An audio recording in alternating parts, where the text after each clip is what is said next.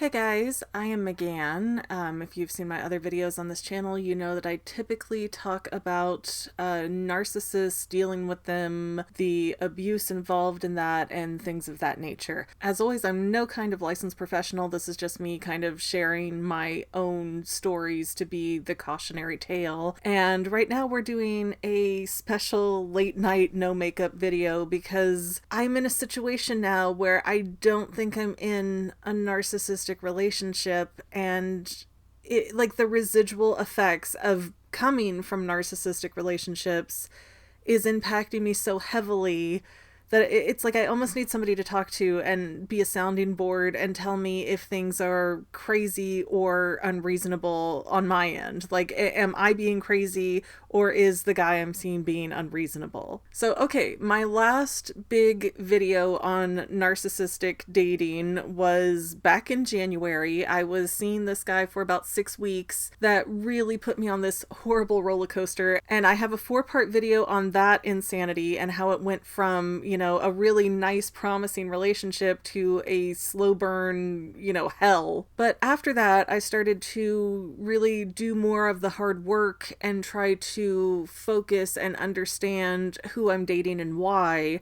And one of the things that was brought to my attention is that if you keep falling in to one narcissistic relationship after another, like that is the personality type that just automatically hooks you, it is probably stemming from a childhood where you had a narcissistic parent or an otherwise abusive parent who just drug your emotions up and down in this roller coaster until love felt like chaos. And that was very eye-opening for me. So I started making changes in how I was vetting guys before I would agree to meet them. Because, I have friends who could go out and date 50 guys in a week and, have relations with all of them and not bat an eye about it. And I say good for them, great for them, but that's not me. That's not for me. Like, I need to feel emotionally connected to somebody before I want to hop in bed with them. And kind of the double-edged sword of that is once I feel that connected with somebody, it's very hard for me to get disconnected. It's almost like I'm trying to fight to win that love. So after things ended with the vulnerable narcissist that I did the 4-part video series about, I started seeing this guy, and I mean, he was sort of somebody I matched with on a dating site, and we were having some great conversations, but I was really hesitant to agree to go out with him. And my friends kept saying, just give him a chance, go, somewhere public, just, see if there's any chemistry there. And I just kept saying, I don't know that I feel physically attracted to him. Like, his pictures weren't great. He was really scrawny compared to me that's very curvy. He was a smoker. There were just things in there that I felt like, this doesn't have long-term potential. And at this point, what I want is a boyfriend that turns into a long-term serious relationship and eventually a husband at some point. But I get to the point where we're chatting so much that I'm like, just give him a chance. Let's just see what happens. And we go out, I have a great time with him. The conversation is amazing in person and over text. And as soon as I start showing him like a romantic interest, not just sort of a passing flirty thing, but like, hey, I'm actually interested in you romantically. Like, this guy was so lovey-dovey and so sweet. And even before we actually got to the point of meeting for our first date, like, he was in my text messages blowing up my phone so much, like in a positive way, that I'm telling my friends, he already feels like my boyfriend and I haven't even met him in person yet. But as soon as that relationship got a few months in and it was like tangible to become, a serious relationship, I kind of started to realize that he had an avoidant attachment style. And I might do another video on that later, but he's not even the guy I want to talk about today. But long story short, as soon as that relationship began to get serious, he was like, hey, I want to take everything really slow. And then the texting started to die down and the conversation started to die down. And even if I tried to initiate some like lovey-doveyness, he was just shoving it to the side. And if I tried to be flirty, he wanted nothing to do with it. Like, it got really awkward and really uncomfortable really quickly. So that fell apart. And because I had a good like 2.5 months with this guy, I wasted another 4 months having a not very good time. Like, he wouldn't even let me come into his apartment or meet his roommate or anything. And it was just a totally different vibe, like light switch overnight all of a sudden. And I did my due diligence. I tried to get things to, revert back to where they were. I tried to talk to him about it. It was always a bad time, an uncomfortable topic, whatever. So that got to the point where we were like, maybe we should stop trying to date and just be friends. And even after a while, the friendship thing is sort of tapered down a lot and we're not really communicating anymore. But a big thing about that relationship is once we got that few months in and it was like, okay, he's starting to act weird. And I'm like, where do we stand? What are we? Are we like boyfriend, girlfriend? What is your feelings on any of this? He was like, no. I don't like terms like boyfriend, girlfriend. So it got to the point where I was getting so much less and less and less from him that I was getting back on dating sites because it was clear that, this wasn't going anywhere. And I really didn't feel like I was cheating because he didn't want to be my boyfriend. How do you cheat on your nothing? So long story short, I get on Hinge and I match with this guy that I had matched with on Bumble before. And I had really liked this guy on Bumble. But there were a few things that just didn't make sense for the time of where I was at. Like at the time we matched, I really just wanted to date and not be serious. And he was somebody that got very attached to people and he had a lot of insecurities. And it felt like it would almost be cruel to try to enter into a relationship with him knowing that that would hurt him.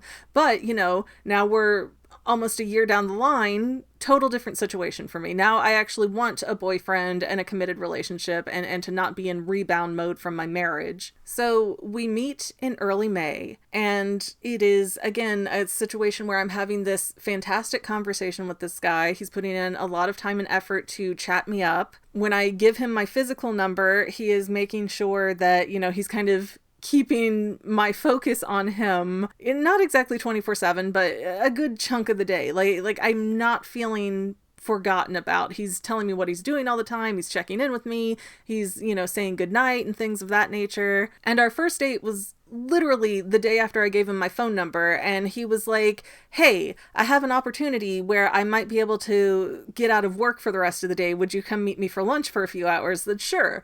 And, we have a really nice time. We go eat. We're walking around the park. And it's maybe a few days later, I think it was that weekend, he was asking to see me again. And it was just sort of like boom, boom, boom, boom, boom, 2 or 3 times a week. He was making a request or an effort to, have a date with me. Then we hit June. And he was moving in June. And I understand that's a lot for him. He's coming from a situation where he and his brother were in a house together for a long time. And now he's living by himself and his brother is moving off with his fiance. And so this is the first time in a long time that my dude has been by himself. And so I get that that's a big shift for him. And I said, if you need anything, if you need help, even if you just need company, let me know. And he's like, yeah, I don't like being alone right now. Being alone feels bad and I'm going to need all this help for all this stuff. But then he never quite invites me to help him or asks me to come over. And it's strange. So I start asking him hey, if you need help packing, I can come help you do that. So I end up coming on a Saturday to help him pack. I don't feel like I got a ton done, but, better than nothing. We went out to eat. I went home. The next week, he did not make any effort to see me at all. The week after that, I was feeling kind of antsy because, as I've said in other videos, I have abandonment issues. So when people start pulling away, that kind of prompts me to sort of lean in and be like, hey, wait, don't go. I'm right here. Don't leave, please. So once it got to be about 2 weeks that we weren't seeing each other, mind you, this is coming off of seeing each other 2 to 3 times a week, I said, hey, okay, you're starting to move this week, right? Do you need help for that? And so he said, yeah, I could use some help for that. I came up for another Saturday to help him load up his truck and move boxes into his new apartment. And he goes, next weekend, I'm going to have the box truck if you are able to come and help me then. Sure. So I come now for the 3rd out of 4 weeks to help him move. And mind you, he's also living on the 3rd story of an apartment with no elevator. So it is not a fun or easy move. And it is June, where it is 90 degrees outside. It's just a miserable process. I got to the point of getting irritated and just you people have no idea how to move. You people are not packed. You're not ready. You don't have this game plan. And here I am, a former military wife, used to moving multiple times a year and having my house packed up like that on the truck and loaded and unpacked all in one day. And these guys are just like, let's draw this out for the whole summer. And I'm trying not to lose my mind, but I am getting a little bit frustrated. But that's the last day he's moving. So the move is all done and over with. The brother was moving the next day. That was supposed to be the last weekend. Move is finished. So then the weekend after that, I think I'm the one that asked him, like, hey, what if I came up on Friday and spent the night? And he's like, sure, great idea. And then on Thursday, he's telling me, just want you to know, I have to go pick up this washer and dryer from my brother's fiance on Saturday. And I'm like, oh, okay, you know, that's no big deal. That'll take what, an hour or 2 hours to pick something up, put it in your truck, get it back over here. That's not a huge deal. Then we get there. we get to the brother's new place and find out, no, this is the day that the fiance is moving out of her apartment, and my guy and myself are part of that moving team. It just turned into this hugely frustrating ordeal because of my past and traumas. I do not sleep well next to somebody the first night I sleep next to them. Like, I have been in situations where I've had somebody sit up and punch me while I'm asleep. Not because I'm snoring, just because, you know, they felt like it. Anyway, so that is to say, that Friday night where I spent the night with him, I was basically up for most of that night. I maybe got a half an hour to an hour's worth of sleep. And then instead of getting up and having this nice relaxing day where maybe we unpack some stuff, we got some food, things of that nature, no, now I'm getting up to be a full service moving crew for this chick I barely know. So I mean, I left the end of that day very, very frustrated. And he asked me to spend the night again, you know, let's make up for it on Sunday kind of thing. But he had stuff to do Sunday afternoon, so even that was a little bit wonky. However, when I left, I got the impression from my guy that he wanted us to start doing weekends together kind of routinely. But that Sunday when we're at breakfast, he asks me if I want to go to a convention with him next month. And I was just sort of... I didn't say yes, I didn't say no. I was kind of taking it in and kind of thinking about, okay, is there a place I could put my kid, is that going to be their weekend with their dad kind of thing? And so I asked him, hey, were you serious about me going with you, or were you just inviting me to be polite because I need to make arrangements for my kids if I'm going to go with you? And that's when he goes, I kind of was both. Like, I meant it, but I knew I didn't. And if you really want to go, I mean, I offered, so I'll make it happen. But it would be a lot more better and convenient for me if we went together next year. And I mean, it wouldn't be a huge deal, except it's like he's offering me something and then taking it away. Like, why are you offering me something to begin with if you're not serious? It makes me feel very jerked around, like it's a very narcissistic thing to do. And I don't know if I'm just being too sensitive because of my experiences, or if that is a major runaway red flag. And quite frankly, we went from May, where he was making a lot of time to have dates with me, to June, where everything was very, it was rocky because of the move, but ultimately it was like I felt included, I felt close to him, I felt like the relationship was progressing. And then we're hitting July, and at some point I kind of went, hey, I am kid-free this weekend as well. Would you like me to come up again? And he goes, yeah. And then on Thursday, he calls me and goes, well, I gotta help my brother's fiance move the rest of the stuff out of her apartment, which I don't know what could have possibly been left, because we cleared out at least 90% of that woman's apartment on the day I was there. And all the big furniture was gone. There was nothing left that she shouldn't have been able to handle on her own. So I don't understand what that was about. I don't know if that was BS, but he was basically like, okay, well, here are the options. You can either come with me and not move anything because, your friends are right. Like, I'm putting you through too much. I'm asking too much of you to be moving people you don't even know like this. Or you can wait for me in my apartment on Saturday, or we can just reschedule. And I was starting to get upset because this was clearly fake options in my opinion. So I was like, I feel like you're telling me not to come. And he doesn't really he doesn't really go either way. He doesn't say, no, I want to see you, but there's this situation, or he doesn't say, I would like you to be there. There's no hint of what he would be interested in, and he keeps phrasing it like, well, you requested to see me and I don't want to deny you. And so I'm starting to go, oh, I didn't know that it was one-sided, that I wanted to see you and not a mutual thing. My feelings are getting seriously hurt. And in some probably last-ditch effort to try and smooth this over, my guy starts saying,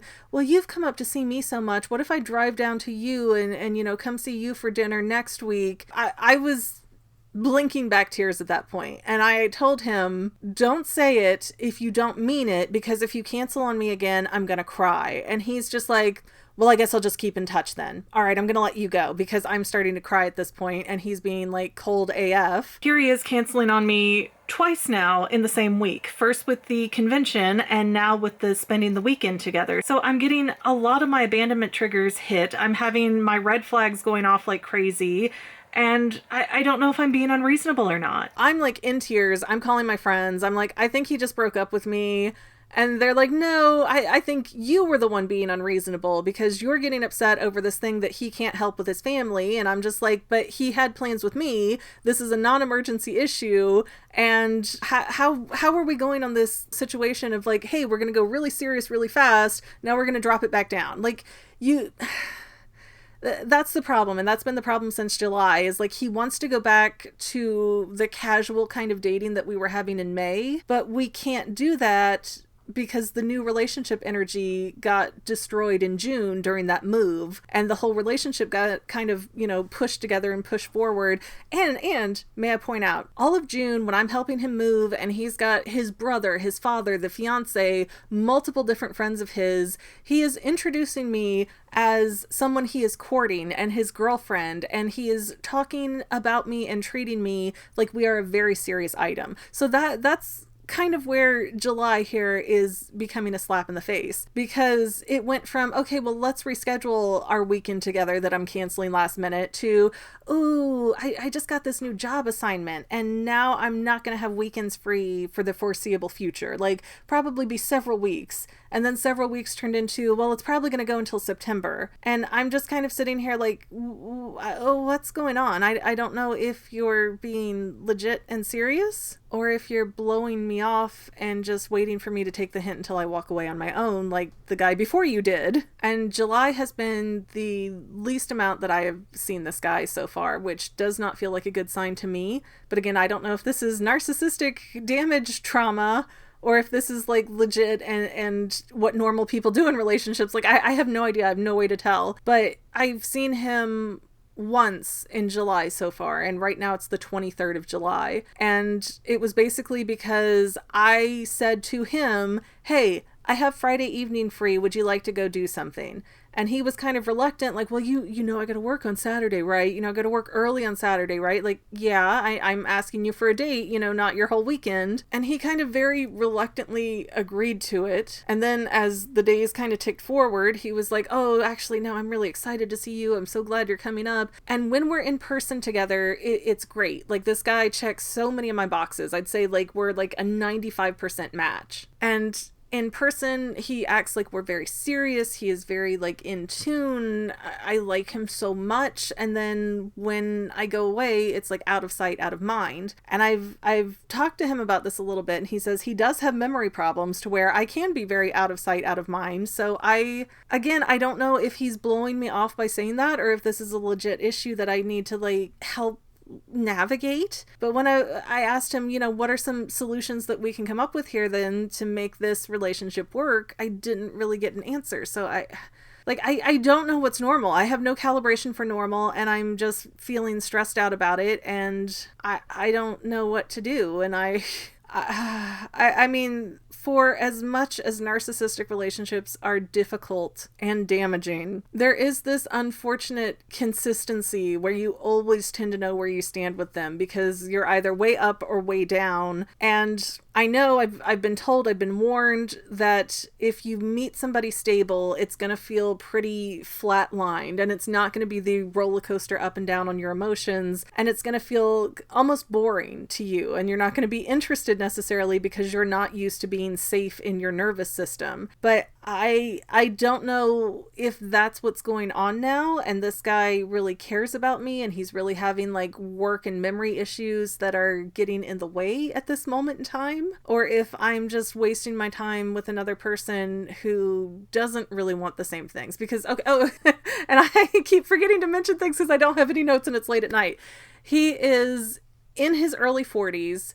He has never been married, no children, and he does not have a relationship history that has lasted longer than 2 years. And I mean, in my opinion, that means he has no long-term relationship history for, you know, various reasons. All the same, like, I don't know. Like, I don't know where he might need hand-holding because he's not used to relationships. I don't know where he might be disinterested, and I don't know what are legitimate work issues that he can't work around. But it feels like a lot of times when I ask him, you know, hey, what's up? How's your evening going? What's your day look like? Things like that, you know, just trying to make conversation. He's got plans with other people, and he's not making time or effort for me, and it's bothering me. And I don't, maybe I'm asking for too much. I don't know. Like, I have no idea.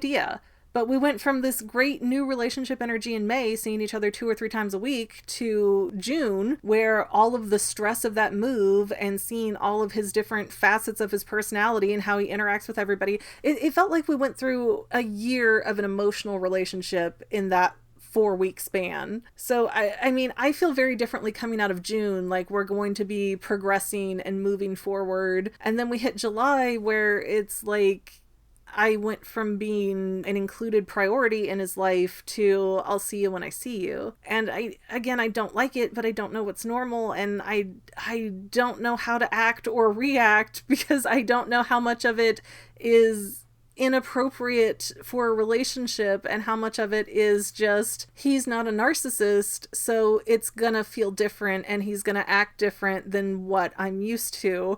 And this is the part of healing that nobody tells you about. And I don't know what I'm doing, and I would love some feedback and advice and anything that you have to offer at this point, because I don't know how to put my head on straight and I'm getting the big sad over it. Thanks for listening, guys. I wish this was a better advice video, but I hope that this is, you know, not just helpful for me, but helpful for other people getting into less or non-toxic relationships and trying to figure out what is reality now. Like, what are things supposed to be like? I've never had a non-toxic relationship to know. I will hopefully see you in a video sooner rather than later, but I thank you guys for sticking with me and watching, and I hope that I can get some help and get some cathartic venting and maybe give some help to somebody in the process going through something similar. Love you guys, and like I always try to end these videos with, always do what's best for yourself first, because a narcissist will always do what's best for themselves first. But what do you do when it's maybe a normal guy that's having a weird set of circumstances? I don't know.